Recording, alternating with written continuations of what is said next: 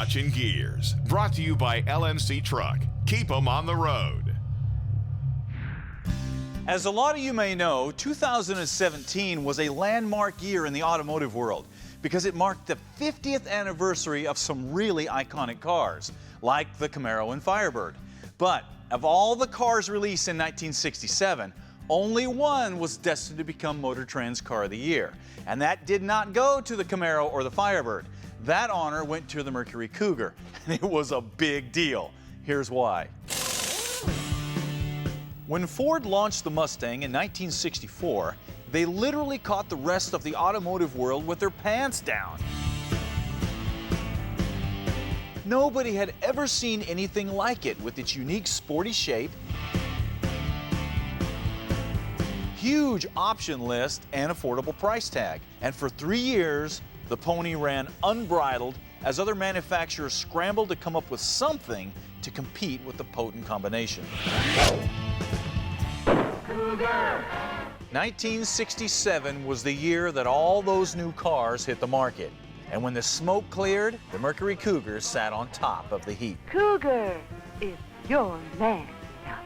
Like its cousin, the Mustang, it shared the long nose, short deck design, but the designers at Mercury decided to go after a more upscale market. So a slightly longer wheelbase was used for more leg room inside, and a more plush interior with air conditioning and automatic was how most of the cars were ordered. The styling was cutting edge for the time, with hidden headlights and a unique electric shaver grille and matching taillights. And these set the tone for the billet aluminum look that would come 30 years later. The Cougar was also a serious performer when ordered with the big block, and it was a common sight ripping up racetracks, drag strips, and city streets all across the nation. There is no doubt that the Cougar was a cool car, but you rarely see them these days, and that's why we started a project called the V8 Interceptor. To show that these cats can be as cool today as they were when they came out 50 years ago. Of course, the first step was to disassemble the old car. This is where all the good stuff is, under the back seat. There we go. Oh yeah, you got a comb, and you got a coupon for a trial-sized bag of colossal nuts. There you go.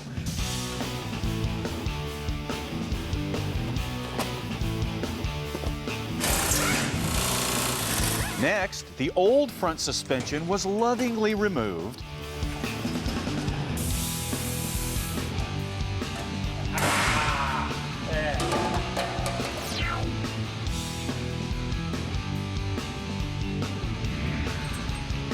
And a new total cost involved suspension installed.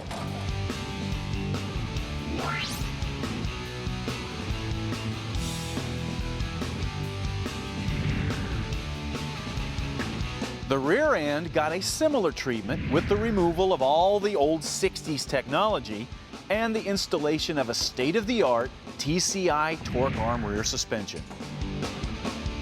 All of this paved the way for the engine, and for that we dropped in a true beast in the form of a John Cossey Boss 9 520 cubic inch big block. Here she goes. Dynoed at 850 horsepower and 750 foot-pounds, give or take a horse or two.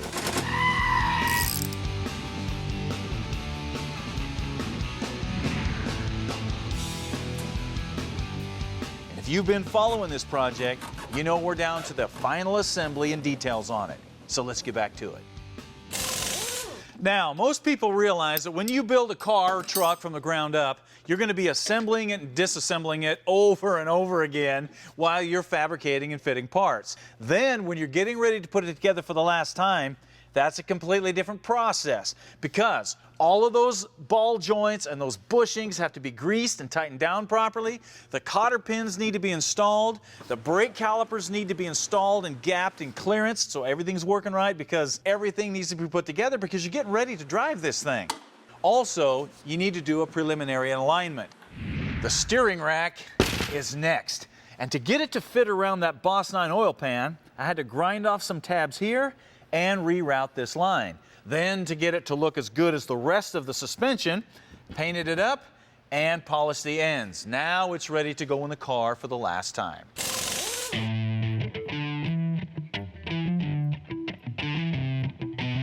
So now we'll just bolt it in and set a preliminary tow in so we can safely drive the car until we can get it down to an alignment shop.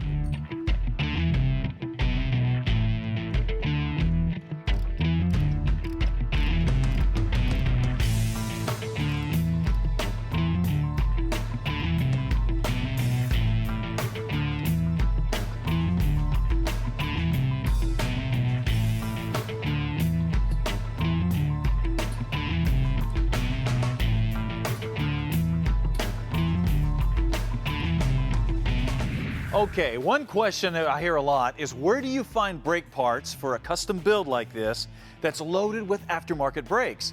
Because you generally can't find hoses and fittings for these kind of brakes at your local auto parts store. Fortunately, there's a place called Pure Choice Motorsports that specializes in putting together a plumbing system for aftermarket brakes. All you do is tell them what kind of brakes you're using, what kind of master cylinder you're using, and they'll put the system together. Now check this out. This is for AN fittings, so obviously it's got a lot of stainless steel lines, and then the fittings come in individual packages with little notes to you telling you exactly where each piece goes. You've got T-fittings, you've got banjo fittings, you've got the hoses, you've got bulkheads, all those weird fittings that you can't find, they've got them. They even include stainless steel clamps to hold the lines in place. So, no more running downtown looking for that one piece that you forgot to order. Now you just put it in.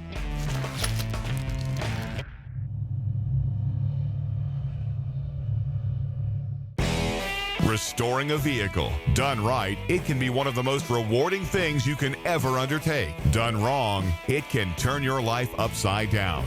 Shake the money out of your pockets and squeeze the sanity from your brain. Stacey David's Restoration Series is here to help you do it right, so you can keep your money and your sanity and enjoy the fruits of your labor. So grab a wrench and let's get cranking. Stacey David's Restoration Series, now streaming exclusively on Amazon Prime.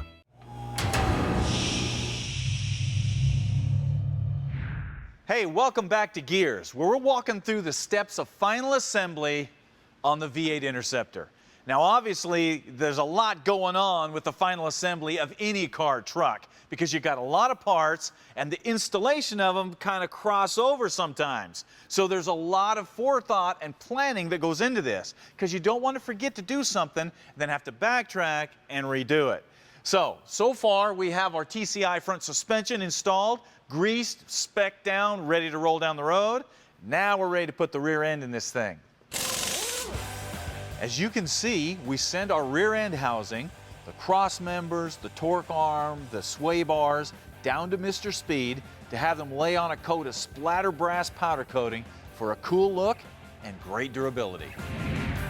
Now it's just a matter of reassembling everything.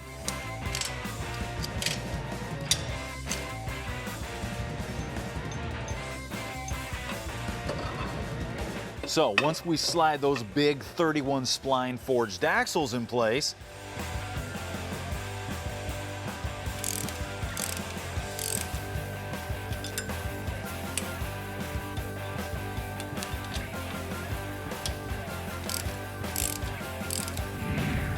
we'll reassemble the wheel with brake assemblies.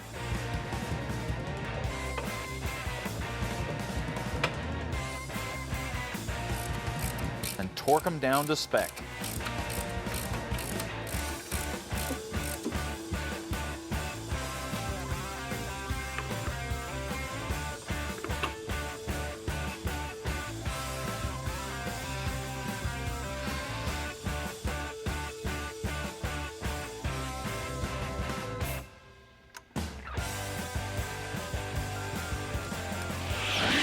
The next step is to plumb these rear brakes. Now, even though this Curry housing comes with all these TCI brackets welded in place, there's nothing on here for brake lines. So this nice smooth housing, this becomes your playground to plumb your rear brakes. Now, the first thing you need to decide is where your feed line is coming in from your car. And on most vehicles, it's over here on the driver's side. So we fabricated this little tab, taking into consideration where the sway bar is and where our shocks are going to mount. And we're going to mount our T-fitting right here.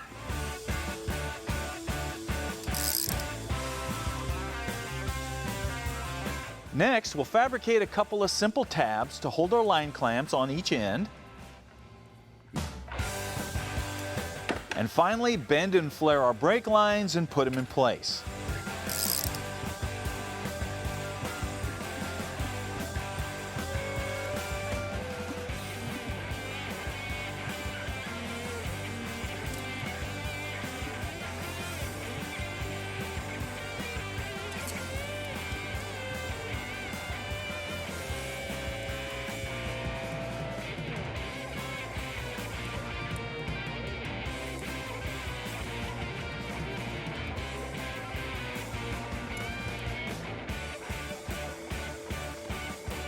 We'll follow that with the Mr. Gasket vent filter.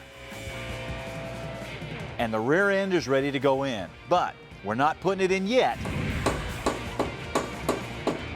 Because the next step is the big X cross member that crisscrosses the bottom of the car to give it strength and rigidity. And since everything has already been pre-fit, a few taps with the mallet is all it takes to get it to slide in place.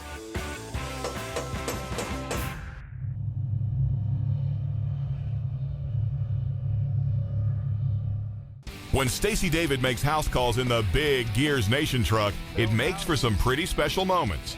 But if they can't come to your garage, the next best thing to do is check out the stuff they have online to help you out. Things like DVDs, wiring and build books, apparel and fender covers are just some of the things you'll find to help you with your project or make a great gift for that certain car nut in your life. If you're ready to get out there, build something, and then go smoke the tires on it, StaceyDavid.com can help you do that.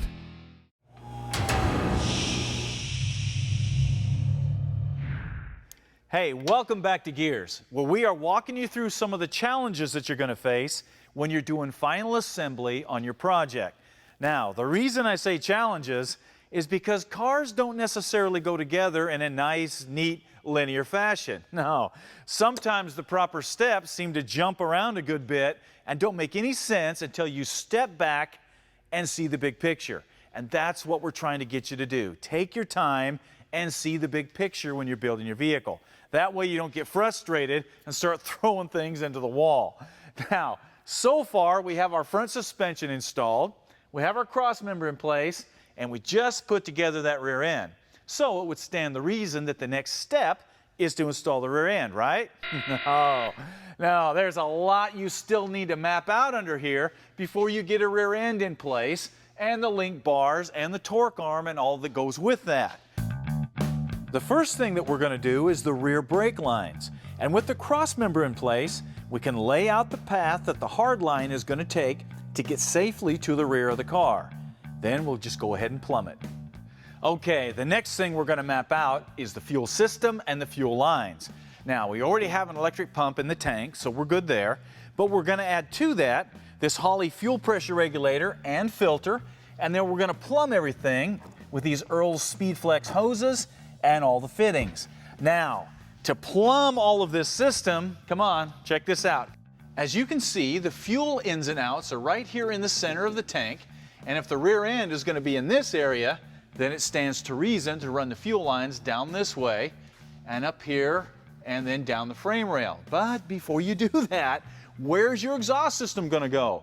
On this car, it's going to run down the center, up over the axle here somewhere, and then out through the back of the car. So you can't really lay out your fuel lines until you mock your exhaust system in. And that brings up a whole nother set of issues. Come on. Now, as you can see, the exhaust system we got going in this car is extremely unique. We got the main exhaust running down the center, and then we have dual electric cutouts that bypass the exhaust and send it straight out the side pipes when we want to be especially loud.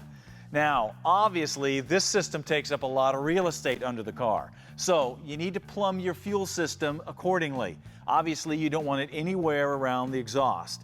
Also, another thing, these cutouts are electric. So you need to be planning now how you're going to get power to those and still avoid the exhaust. But wait, there's more. Come on.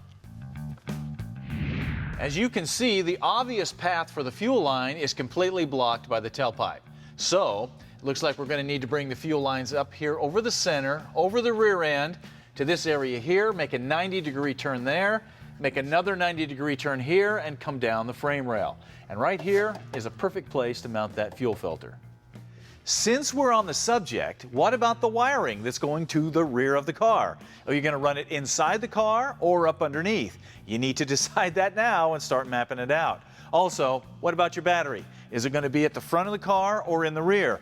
You need to decide that now. Now on this project, obviously we're putting the battery in the trunk.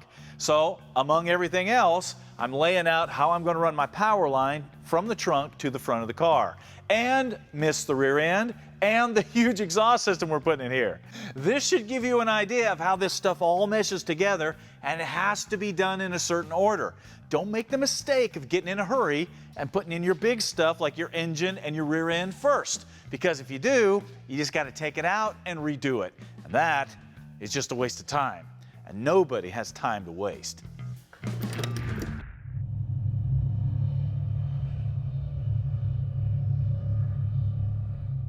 You know, one of the first true freedoms you experience as a kid is that first bicycle. Man, it becomes your transportation to the world, or at least the local neighborhood.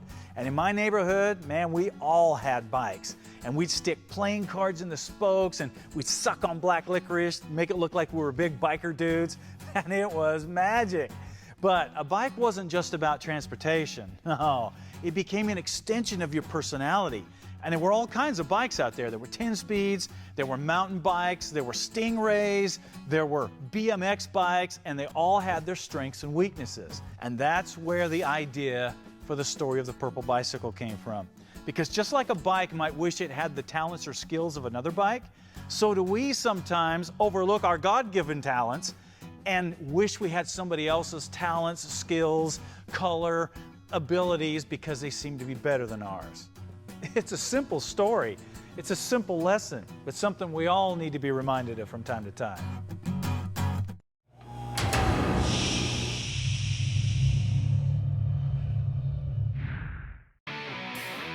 And now, Seal Tech, brought to you by Steel Rubber Products, helping restore the car of your dreams.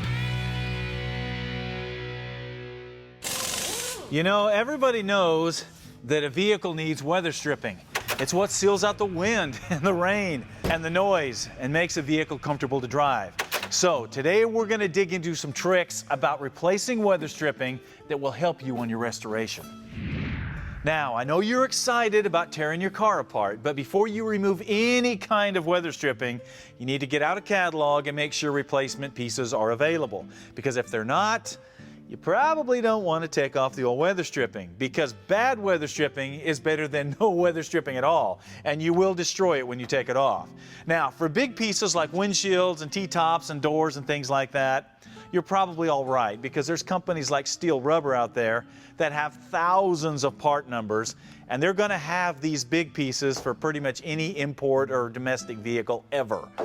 But what you need to be careful of are these specialty pieces like this cowl rubber or this inner fender rubber. That may not be available on some vehicles. So make sure you're checking before you destroy. Now, what if you've looked and you can't find any weather stripping? Or you're working on something crazy like a snowcat or a military vehicle or a motorhome or something that you know is not going to be in the catalog. Are you out of luck?